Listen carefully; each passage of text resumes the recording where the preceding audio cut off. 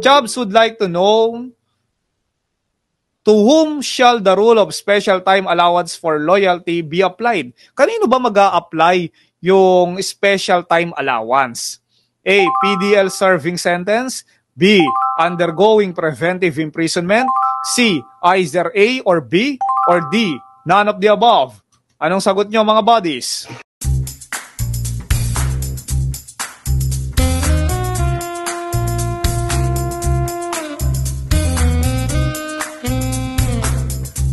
Ang tamang sagot ay either A or B. Bakit?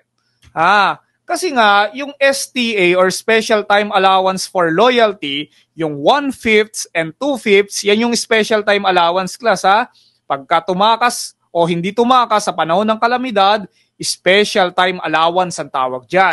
Nag-a-apply yan sa dalawang klase ng PDL. Una, yung convicted na.